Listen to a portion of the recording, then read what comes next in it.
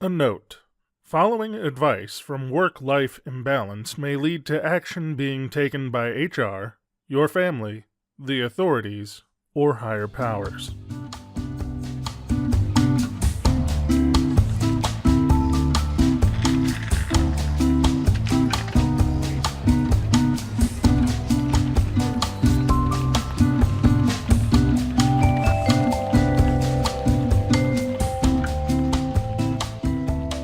Welcome to Work-Life Imbalance, an advice show focusing on workplace and lifestyle issues. Any resemblance to actual advice, living or dead, or actual wisdom is purely coincidental. I'm your monstrous manager, Frank Eastman. And I'm your lovable office companion, Derek Lewis. Today, we'll be talking about scheduling conference rooms in the deep dive before we address some audience questions and issues from the internet. But first, time for the daily stand-up. Yay! So today, I wanted to talk about something near and dear to my heart as of approximately 10 minutes ago. Okay. Yogurt. Well, okay. You've already talked about Activia, and I think that that's the only yogurt reference we need for this, 4 or 5 block of episodes. So you may have to pick another one, I think. Well, how about... No. We'll give you a freebie. One free pass, so do your yogurt. Well, more broadly, I wanted to talk about fermented foods. Okay. Because have you seen some of this stuff out there that's not actually yogurt? Like kefir and other such things, or what are you talking about? Kind of like that. Kefir is its own sort of thing, and we'll talk about that a little bit. But I have gotten my hands on a couple of products that are not new to, existence in the world, but sort of new to my consumption. Well, you can't really say, got my hands on, because now I'm thinking it's like some sort of black market, Korean underground made from something horrible type of stuff. Where did you get this stuff? Well, I got it at, the hipster grocery store. So okay. All right. So it's the other way. It's the hipsters can't just have normal food, have to have food that's been sitting in the sun for a long time. Okay. Gotcha. Exactly. Well, we can't just eat yogurt because yogurt is for plebeians. We instead need to eat some hyper special shit that nobody's ever fucking heard of in this country before. Right. So I've had 2 What do we got? recently, and they're interesting. So one is called Skyr. You didn't say good. I didn't say good. Skyr. That's Icelandic, isn't it? Yep, it's an Icelandic product that is very similar to yogurt.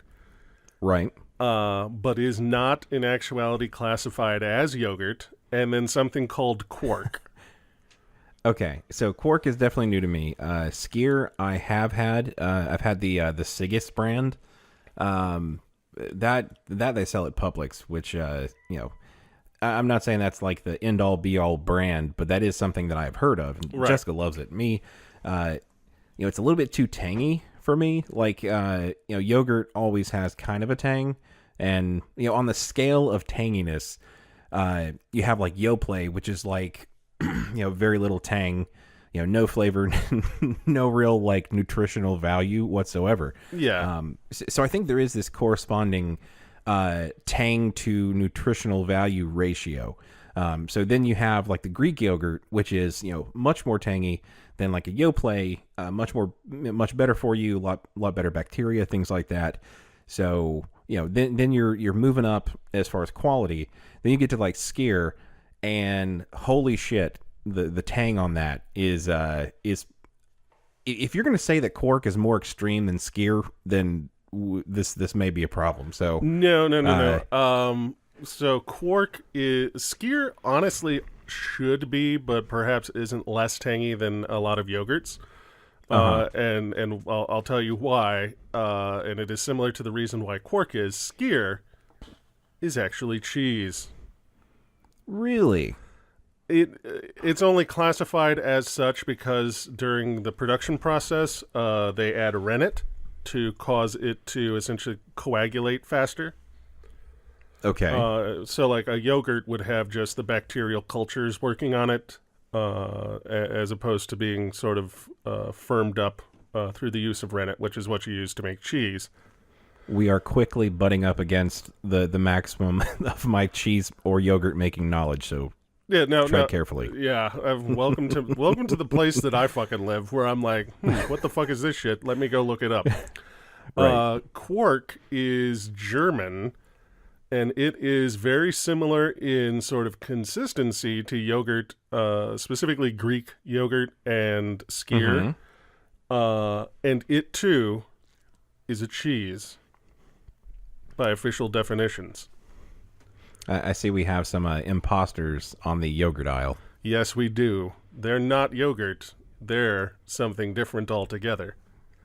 But I've had both. The Quark is almost weird to me because it's not... It doesn't have that yogurt whang. You know, like that tangy flavor that you had sort of discussed. I prefer most of my yogurt to be wang-free. Yeah. Just in general. You stir your yogurt how you stir your yogurt. I'll stir mine how I stir mine. Just make sure that I don't let you stir mine. No dinner parties at my house.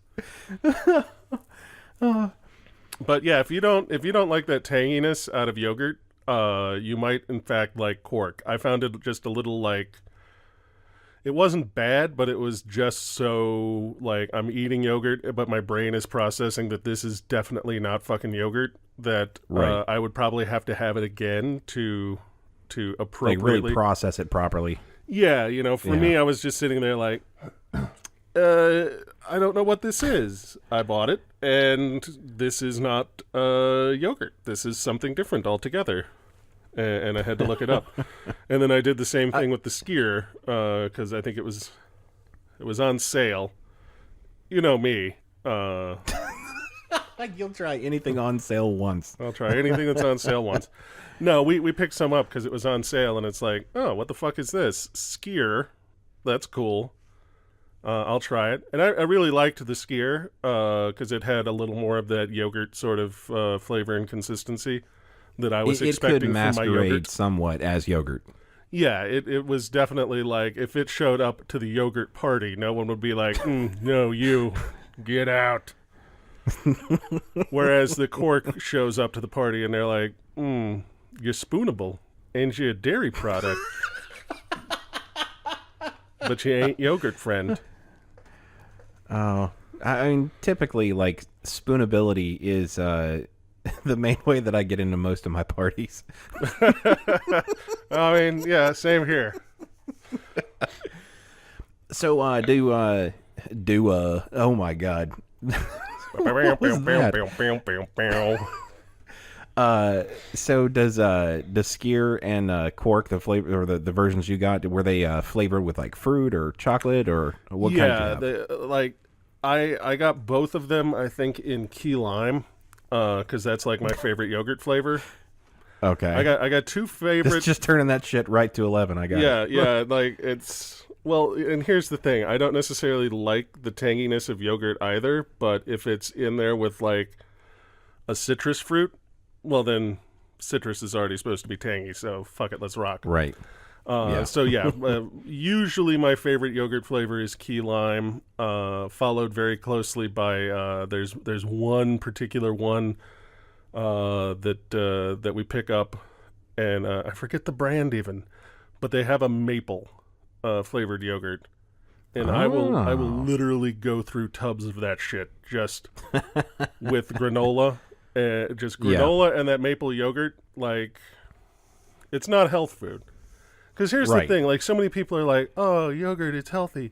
Yeah, if you're getting the non-fat, you know, we made this with milk water kind of yogurts. Right. And I will say that I prefer, like, the bad-for-you yogurts. Well, absolutely. And I think there's two different types of quote-unquote good for you. I mean, there's healthy, which most people mean... is not like super fattening or super calorie dense or whatnot. which, most of these yogurts as they come really are not. There's a second one, which is, it is good for your body to have, just from a flora, gut flora type of thing. It gives you good bacteria, it gives you good fats, things like that. So I can see that as a potential, maybe it is healthy for you, but no, if you're trying to trim down, no, you will not be finding, that will not be on the Weight Watchers and or Atkins list, I believe. Nay. Yeah, I was chowing down most recently on some Noosa yogurt, Noosa brand yogurt, and it's like a full whole milk yogurt. And I just was like, I hate myself. Let me go ahead and check out the back of this particular package and see what kind of damage I'm doing. And that's Did you do it before or after you ate it? Oh, about 2/3 of the way through. Just okay. So that I had no choice but to continue through to the end, but that I could enjoy the last few bites of it with the knowledge that I was doing horrible things to my body. Because if you looked at it like halfway through, it's not quite a turning point. You could stop and say, "Oh, I ate less than half of it. I'm okay." But once you cross the 2/3 threshold, yeah, you're pretty much committed. So yeah, I'm committed to finishing it. That's a pretty good plan. I like that. But that stuff. I'll use that. I'll use that whenever I'm like 2/3 through my what I call my personal pan pizza, or just a large A pan pizza. Yeah. But hey, that's a good point. Everything comes in a pan. And if I'm eating it by myself, it can technically be called a personal pan. They just didn't know it was for one person when they put it in the box. Personal pan lasagna. I think somebody said every pizza is a personal pan pizza if you try hard enough. Yes, if you believe in yourself, Derek, like I believe in you. Oh, I have lots of faith in myself that I can kill a whole large pizza. I don't like to exercise that power often because I do have responsibility with my powers. But sometimes things get away from you. And you had brought up kefir. Have you ever tried it? No. The only experience I have with kefir, or kefir, I don't know how to pronounce it either. But there was some show, I don't remember what, but they were dragging kefir so bad. Basically like somebody mixed it with something and they were like, oh my God, this is the worst thing I've ever had. And then I saw it in the store and I'm like, I don't know. Not going to take that plunge. I mean, maybe like if I see it on sale, I'll be like, now is the time that I try kefir. But like, I have a very bad tendency to go into things without an open mind. Because I like a lot of different foods. Like I like, pretty much the whole spectrum of food. I mean, I guess I could get to my weight without being too, with being super discerning and only liking certain things. I'm sure that you'd have to try real hard, though. Right. I mean, I'd have to do like 5 pounds of chicken nuggets a day to keep up this glistening, huge form. This orca-like sleekness. There we go. I was actually searching my brain for the word orca-like. Hence the glistening preface.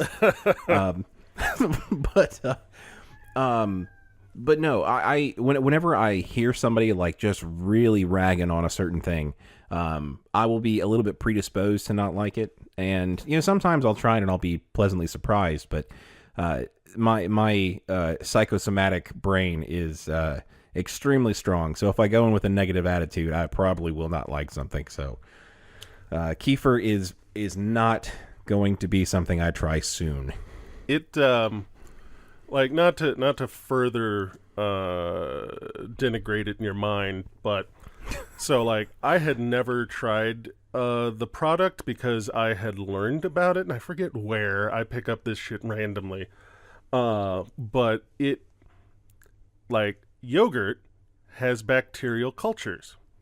Right. Kefir has a symbiotic relationship built between bacteria and fungus that What the exist fuck? in like these little grouped nodules, and that's how the kefir gets Oh. made. And just the very concept of it, I was like, fuck no, y'all. That sounds gross as hell. I do not have any interest in your fungus bacteria, mare juice. I will be all right without it. But then it went on sale, so we ended up with a bottle. Just for trying, just for the purposes of trying. I'm guessing that most of the things in and around your house that turned out to be bad ideas start with a story similar to, well, it was on sale, so... I'm not necessarily the bad ideas. There's many things that get picked up that are good, that are on sale. It's just a great methodology for shopping. But at any rate, we had the kefir, we tried it, we drank it, then we had the rest of it, and we decided maybe... Did you drink it or did you chew it? Like, that's what I want to know. Yeah, both. So that was Gross. pleasant. And then we're like, you know what? We'll try cooking it into something, because sometimes you can use like yogurt instead of other things in cooking products. And we tried cooking it into some baked goods, and even then, like, just the particular funk of it carried through even the baking process. So not even like nutmeg or like banana bread ingredients could outweigh the funk. It was not terrible, and I think the baked goods got eaten, but it was still like, I don't know about this. Yeah, I used to think, having not gone to like a ton of like family or office parties, I thought that people eating it all, whatever you prepared, eating it all was a good indicator of its quality. And I've come to find out that that's not so much the case, because at the end of the day, like, once all the good stuff gets eaten, like, then the quality of the food that gets eaten is lower and lower until like you're left with like celery dipped in peanut butter and I don't know, some sort of like pretzel dipped in hot sauce. Like that's the final refuse of like a party buffet or something like that. So that doesn't mean that yours was good. It just means that it was kind of it was there. Not as bad as it wasn't the worst that was there. So yeah, baking goods or baked goods being finished doesn't necessarily sell me on it so much. But I guess the next time you cook something and you feel that that kefir is a good addition, and you make enough, save some for our game night, and don't tell me, but then let me try it. All right, I will definitely do. Go well. Just make sure the barf bucket. We always have our barf bucket ready for game night. Oh, of course. That's just make sure it's on my side of the table. And it's always required. All right, Derek, you want to hit the deep dive? Let's do that. All right, today in the deep dive, I want to talk about conference room scheduling. A lot of people that work in office environments will find this to be just a constant fight with others on their floor or in their building, because as we all know, conference rooms vary in quality. Some are really nice with really good projectors, really good connective equipment, really good remote tools, and some are not so much. Maybe they have like a hopefully there's no sort of infestation or like smell problem to them. But even sometimes we create that problem. But sometimes there are problems such as one of the rooms that we used to have was really close to the outside wall, so in the winter months it would be super, super cold.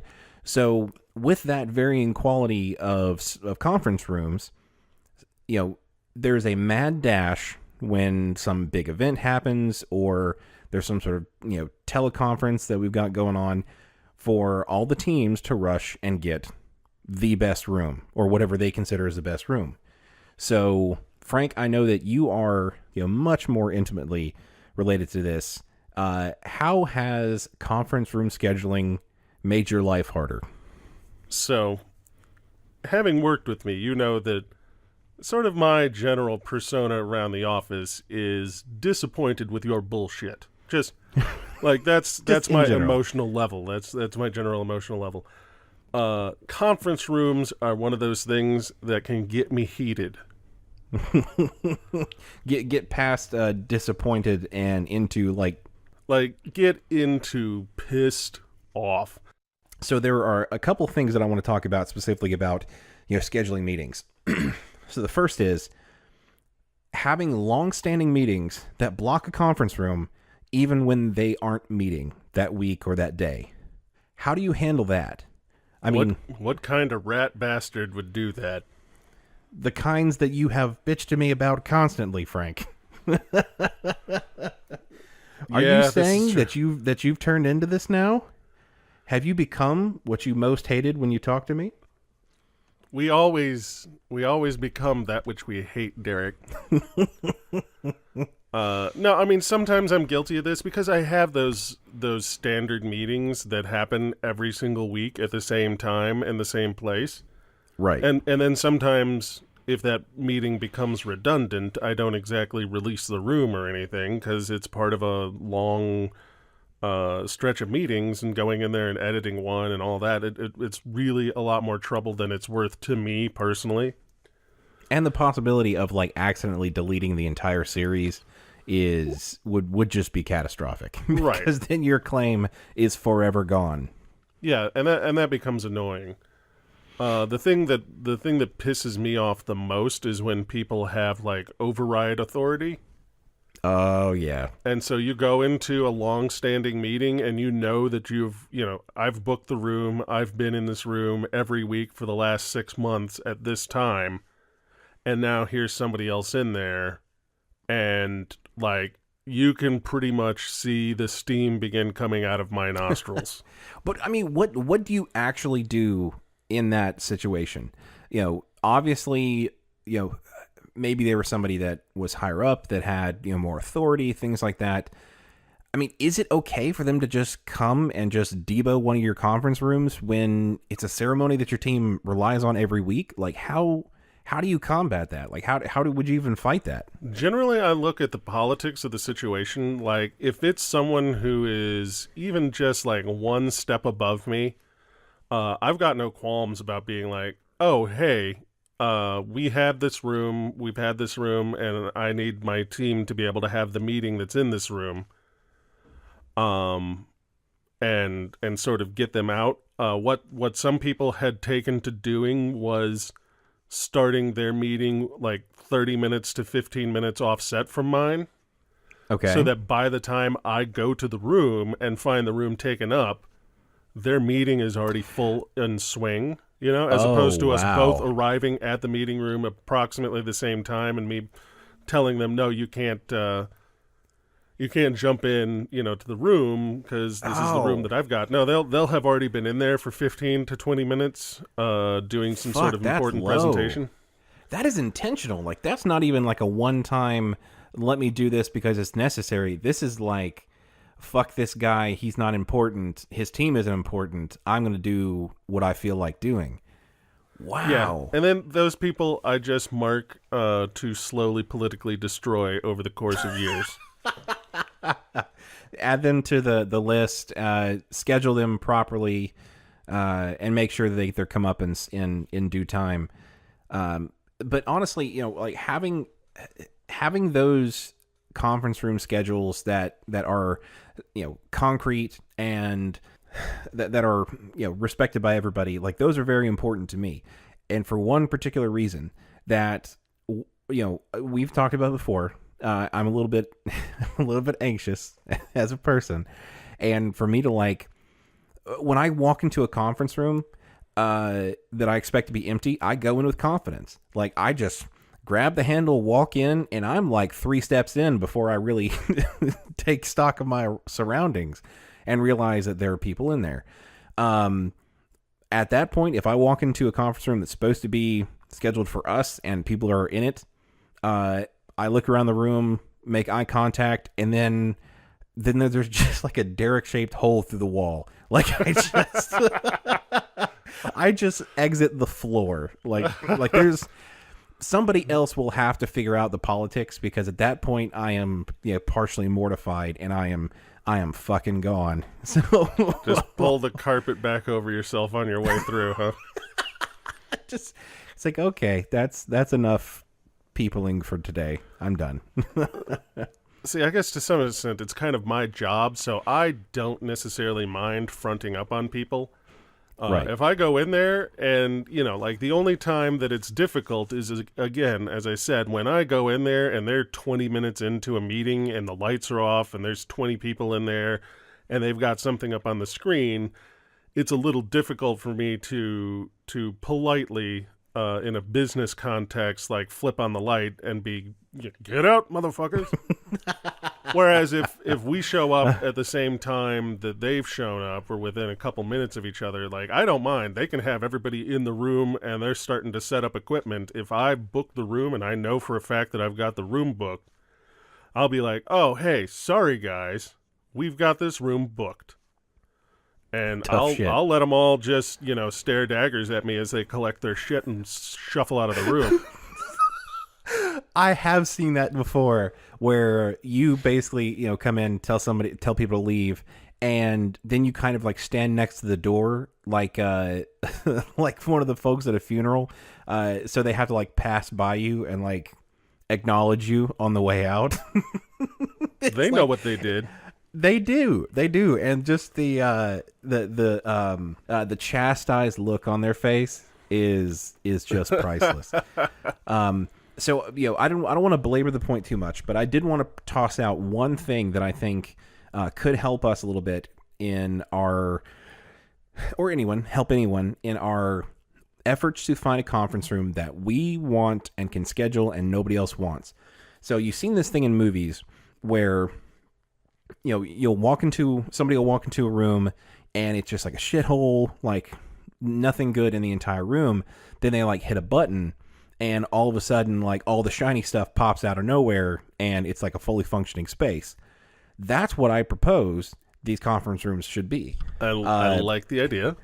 So set it up to where, if you have a conference phone, make sure that it's unplugged, or make sure that something's just a little bit loose so that the connection sounds bad. So anytime somebody uses it, they say, oh, well, this phone is shit, we can't use this room. Maybe go up and like wiggle a couple of easily accessible wires on the projector. Maybe go as petty as to like make some of the chairs a little bit unstable. So kind of like when supposedly whenever police interview you, they put you in a chair that's kind of wobbly. So do the same thing for these like really expensive office chairs, to where every time they sit down in one, it's a little bit off. Like they can't find the knob to fix it, but it's a little bit off. Because I've got the knob. Exactly. Your people have, they know what's wrong, and they can just like come in like 2 minutes, just like completely work over the room and turn it back into a functioning conference room. You do have to plan like 2 minutes before, 2 minutes after to do the setup and the breakdown, to return it to its shitty state. But yeah, I think that would actually work pretty effectively. What do you think? I'm thinking in this instance, like Halloween decorations might be your friends, to get them on sale early November. Okay. So like get some of those fake cobwebs, put them up in the corners, make it look dusty and abandoned. Get one of those window cling films that makes it look like a broken window and put it on the television so that it looks like the TV's broken. Okay, I can. And then see when you that. come in, you can just like take the cling down, plug your phone back in, put the knob back on, or the wheel that you have stolen from each of the office chairs, and then you're ready to rock and roll. And then it takes you, just as you said, like a couple of minutes. You just pull the wheels off the conference chairs, put the window cling back up on the TV to make it look broken. unplug the conference phone, and nobody wants to use the room anymore. Let's take the elevator to accounting. Let's do it.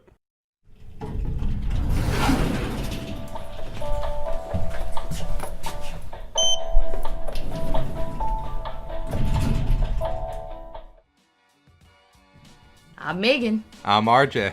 And we host Oh No Lit Class, a comedy literature podcast that tells you all the strange and sexy facts you never knew about the books you had to read in school. Every episode is a fun, foul-mouthed spark notes for your ears, filled with author bios, plot summaries, bad impressions, and Megan singing. It's mostly you that sings. No, I sing well, she sings poorly. That's not true. So come listen to us ruin classic literature one book at a time at ohnolitclass.com or wherever you get your podcasts. Oh No Lit Class. We're for kids. No, we're not. What's up, Home Trees? It's me, Chris, And Corey. And Donnie. from the More Gooder Than podcast. For each episode, the three of us pick a thematically similar movie. Like Dances with Wolves, The Last Samurai, and Avatar. Or Deep Impact, Armageddon, and Space Cowboys. And then duke it out until one movie is crowned most goodest. 3 movies into, 1 movie leaves. Ironically, Thunderdome was not the winner when we tackled the Mad Max trilogy. You know why, right? Yeah. We don't need another hero! Hey, where can people find More Gooder Than? You can find us on Twitter at MGT Podcast, our website, mgtpodcast.com, and on Instagram and Facebook at More Gooder Than. We're in iTunes/Apple Podcasts. You can find us on Podbean, Stitcher, Google Play, and any other podcatcher that you can think of. Remember, it's not just good, it's more gooder than.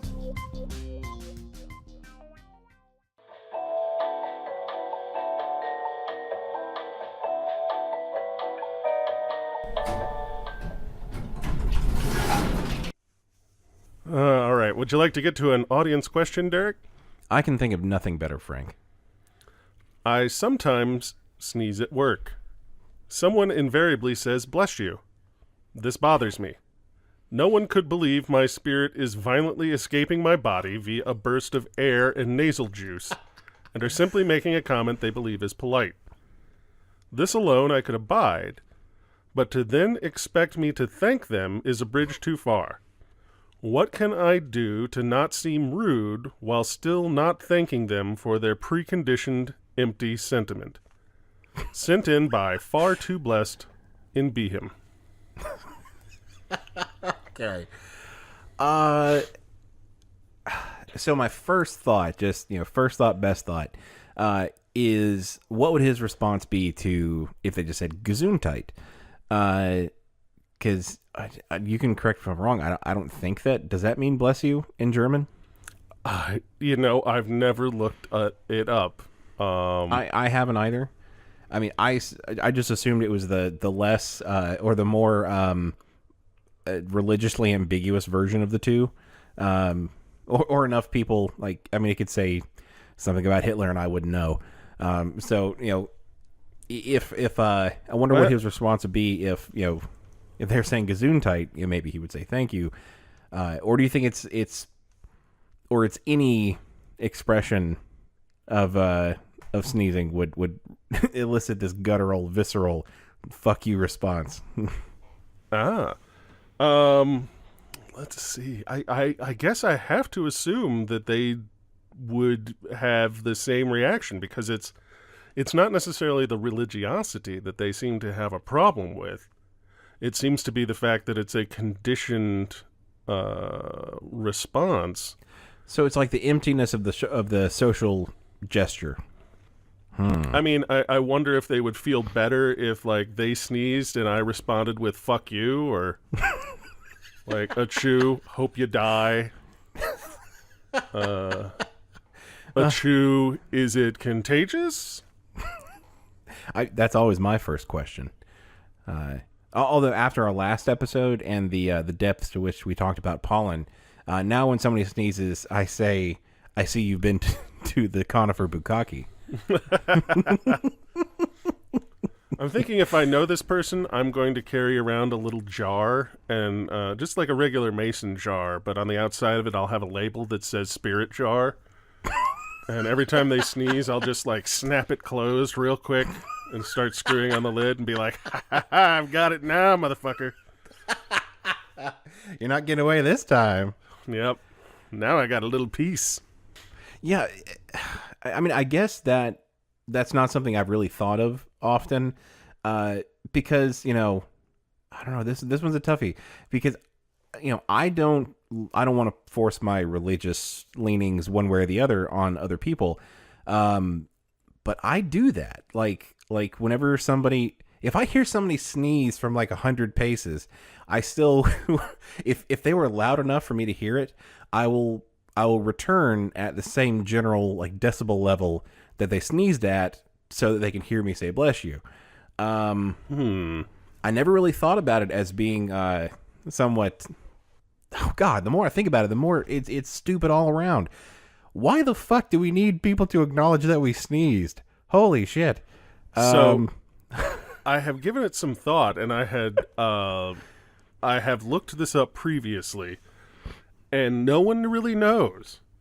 It's one of the weird fucking things. Like, this is a conditioned response, but it's a conditioned response that like is so old that there's not a lot of really good primary sources that document it. There's a lot of theories that are floating around out there as to the reason why. Yeah. But, you know, there doesn't seem to be any of them that are so locked in as to be the undeniable truth.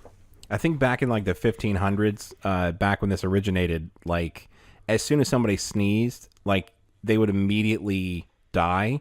So in order to kind of give them their last rites, if there's no priest around, like I guess it's kind of like the order of operations. Like if there's a priest around, the priest has to say "bless you" to give like the most powerful last rites. But if there are no priests handy, then you know the regular people can say "bless you," and then as they pass away from whatever horrible incurable disease they had at the time, then you know their soul would proceed to whatever afterlife with the best blessings. I would assume. I think during that period, every disease was an incurable disease. That's a good point. There weren't there weren't a whole lot of real good medicines back then. So yeah, everything you from look a little ill. Let's bleed you with leeches. Like, that's not helping. No, that's not. Yeah, so I guess this is just one of those weird things that just never really dies. But I would be perfectly happy with this dying permanently, and here's why. Because for the second time this episode, we're going to mention my anxiety. And so when somebody makes a noise that sounds like a sneeze, but not sounds like it could be a sneeze, my brain goes into overdrive and basically falls down the spiral of like, was that a sneeze? Wait, it didn't really sound like a sneeze. Like they didn't really make the body motions for a sneeze, but I mean, it certainly sounded like a sneeze. What if it was a cough? If it was a cough, I say, "Bless you." Am I going to be an asshole? Like it just goes into this spiral, and like, so like a minute passes, and I finally resolve that it was a sneeze, and I'm like, "Bless you." They just like look at me like, "What? For what?" And I mean, I'm sure it's probably like more like 4 seconds that all that transpires in, but like my brain goes into that spiral that I talked about before, where it just kind of spins out of control, locks up, and then finally I'm able to produce some sort of social interaction. 6 years later, you send them a card that just says "bless you." Bless you. Then they send one back. It's like, "I've been waiting for this day for so long." The one time that nobody blessed me when I sneezed, and you finally have. No, I'm sitting here trying to think if I do this or not. Like I don't know. Is it so conditioned a response that I don't recall having done it, or do I not do it, and thus do I seem rude to everyone around me? I don't know. Because I tend to kind of have this this almost like radar for that type of thing. Like generally when somebody sneezes, like well, and it's all kind of precipitated by the fact that I used to have a guy at work that sneezed 3 times basically on the hour every hour. Like it was always 3, and it was multiple times a day, and it was like clockwork. And so just de facto, you start noticing things because it happens so frequently. I mean, anything that happens like 8 times a day, like you're probably eventually going to pick up some patterns. So like I would start kind of like hearing who was the most rapid response when it came to saying bless you. And you know, there were a couple people in the nearby cubes that were like on fucking point. Like like some would like say bless you after the first one. And I'm like, hold on, we're not done yet. Let's sneeze 2 more times. Give it a minute. And then say bless you. And you can always tell when somebody is not normally doesn't normally sit around us, because they'll come by and they'll say bless you on the first one. But all of us that sat around him would wait for the third one and then go bless you. And it almost felt like a bit of a community. Like it helped bring us together because we knew that quirk so well that you know, it bonded us in an unspoken way. And occasionally, when he would only sneeze twice in a very rare occasion, somebody would be like, only 2 today. We brave few, we band of brothers. It's so asinine, but it really, you know, brought up that sense of community. But no, and whenever I sneeze, you know, it's not super often. Like I don't sneeze multiple times a day. But occasionally when I sneeze in the office, like sometimes I'll have that, I don't know, maybe it's like I don't know, I'm checking up to see how much people like me and how blessed they feel I should be. Because, you know, I'll sneeze and then I'll kind of listen for a second. And then like, you know, I'll have that stupid moment where it's like, oh, nobody felt that I needed to be, nobody felt like acknowledging it. They don't care about me. Then just from a couple cubes over, it's like, fuck you, you needy git. No, so I do have that moment of weakness where my self-worth is tied up in whether or not somebody responds to my bodily functions. Because responding positively is not something that normally happens to things that my body creates. So I'll take it wherever I can get it. So this person's specific question is, what can I do to not seem rude while not thanking them for the statement? And I don't know. Is there a way that you can do it without seeming rude? The only thing I can think of is if you just become that guy that adopts the finger guns. So Wait, they're like, I thought... bless you, and you're like, hey. Pew pew. Then they'd be worried that you're like kind of like spiritually blasting the souls that come out of them. That might be it. Not sure My that's other better. thought was it would help stop people if your conditioned response to that was simply like a quick "Hail Satan," because I imagine they would stop, you know, trying to engage with you on many levels, but this one in particular. If your conditioned response to their conditioned response was always something along the lines of "Hail Satan." I mean, 10 points for effectiveness overall, but I'm not sure that's going to do a whole lot in the not seeming rude department. That's the risk. I mean, I guess it's not technically rude. Like it's no less it's no more or less rude than other people injecting whatever religiosity that they feel is appropriate. But I guess it definitely is unconventional. I don't think it would play well in this particular market. Let's just put it that way. So. I agree with that. And the more I think about this, like the weirder it becomes, because it's something that everybody does regardless of, like, for the most part, regardless of their religious background or anything. Like, it's just something that is almost like pan-religious. because like when you think about it and think about the the inverse of that, of somebody saying "Hail Satan" whenever you sneeze, then it becomes weird. But the question is why? Like, why is that so much weirder than the other one? Like, why have we been conditioned to be acceptable to one of them, but the other is like so out of left field? Maybe we've discovered one of those deep cultural touchstones that will finally bring people of disparate political backgrounds together again. Okay. In our shared response to the expulsion of nose juice. Well, okay. I mean, I'm all for this unification, but I mean, like with most things, if there are 10 standards and you come up with, if you consolidate all the standards into one, you now have 11 standards. At risk of doing that, I'm still behind this. But what do we think is the the pan-religious, pan-political, personal pan-pizza, whatever, response to this that nobody of any background can be offended by?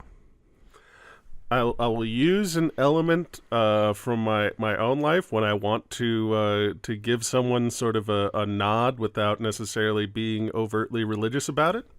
Okay. I just wish them strength. We could all use a little strength. Okay, so how would that play out though? Like give me an actual scenario, a play-by-play. So you sneeze, and then my response is simply strength. Hey, I like that. And no, if they know you, they know that it's going to be some sort of like strength. And if they don't know you, they'll think that you're just being like strength, man.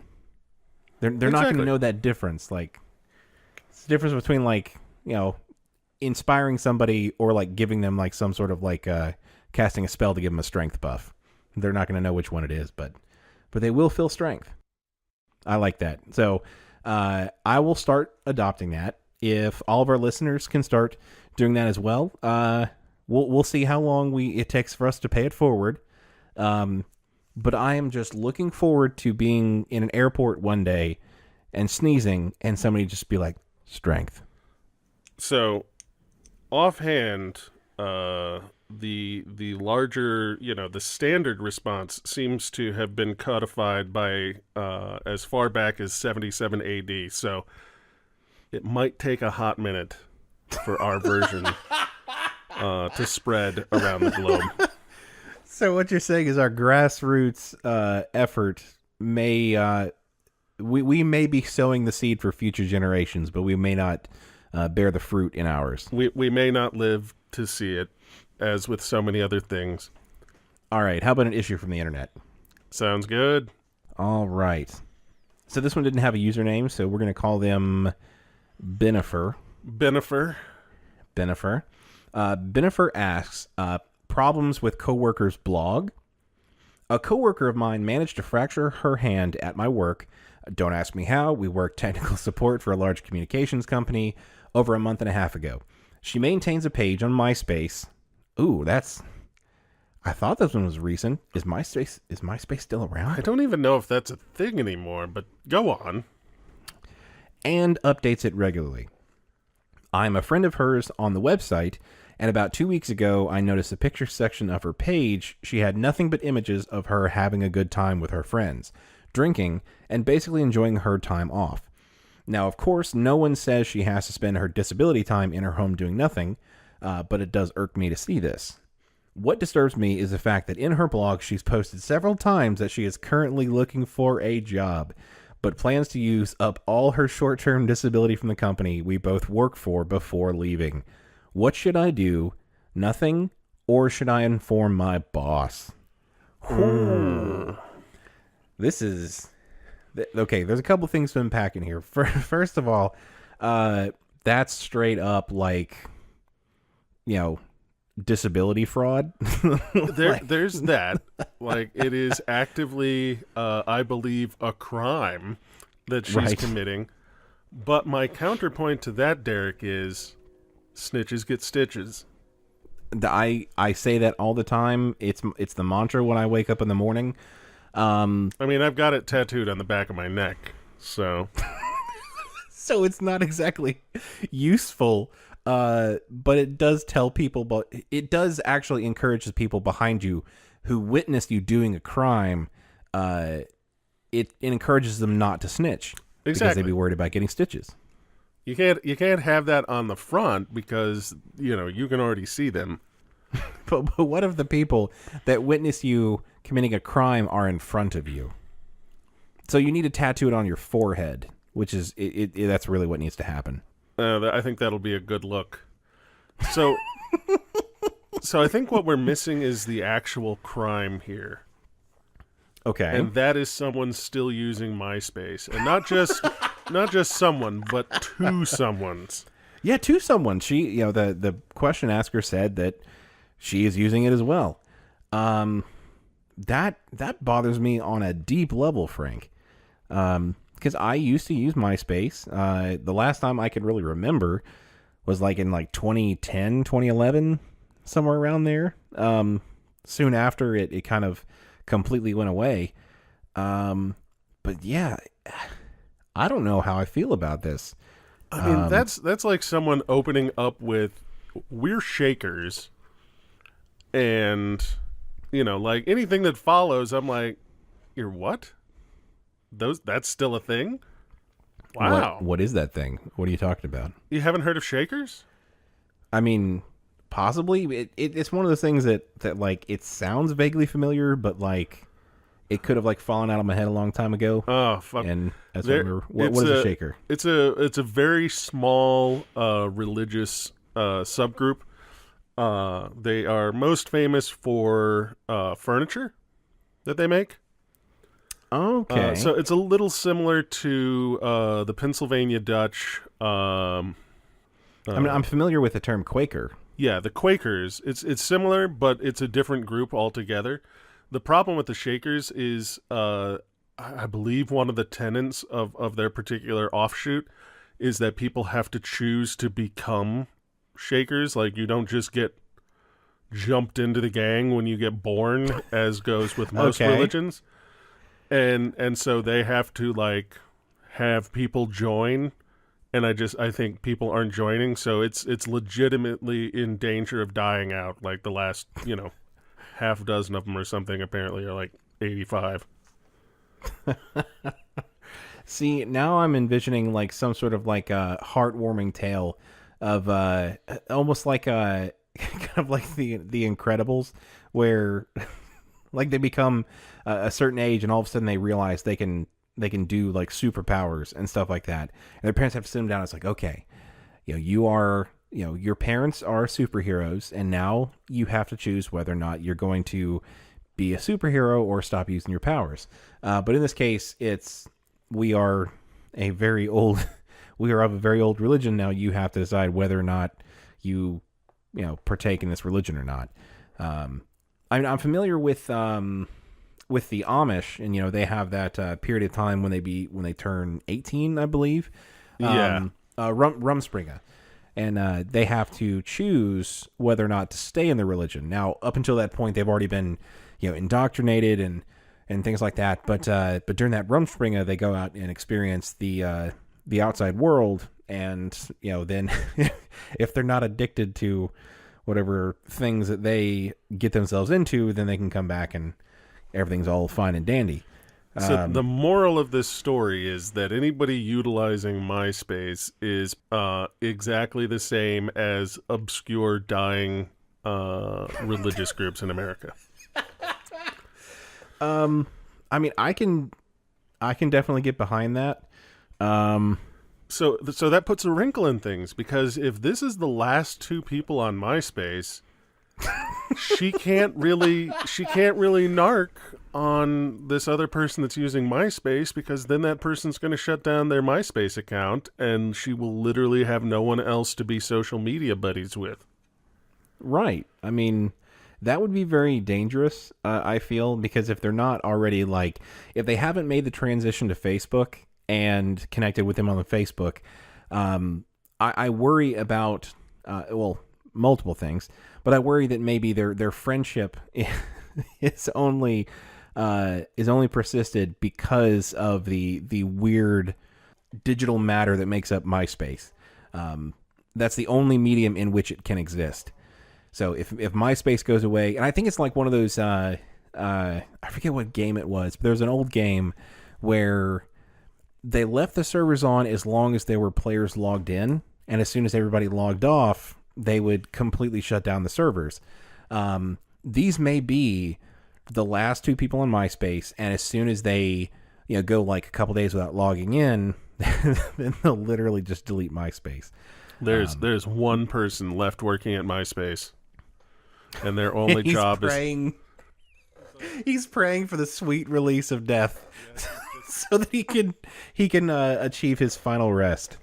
It's like Indiana Jones and the Last Crusade. Like, it's just him and the servers. He's several thousand years old at this point. And he is animated only by this website. Once he can flip the switch on the website, he will crumble into dust.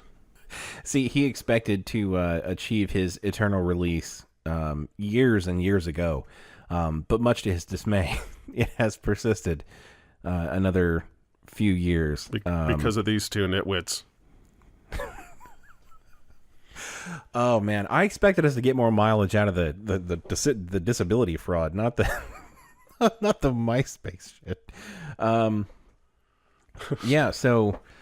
If I saw somebody doing this, I guess it depends on how close of a friend or coworker I was with them.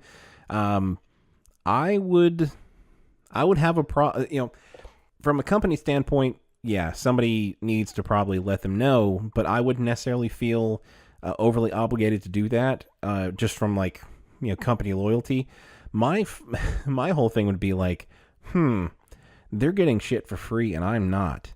And this makes me mad. So that is, after all, pretty much what Law and Order runs on, is everyone else wanting to make sure that everyone else isn't getting over on them. Everybody else is having the same shitty time, and anybody who skirts the law to have a good time needs to be shut down quick. Yeah, I mean, I guess the moral of the story is kids don't do MySpace. Not even once. Not even once. Like, if you smoke a MySpace, you will become addicted. And the next step right after that is heroin or Facebook. I mean, do you understand how much it takes to acquire a MySpace?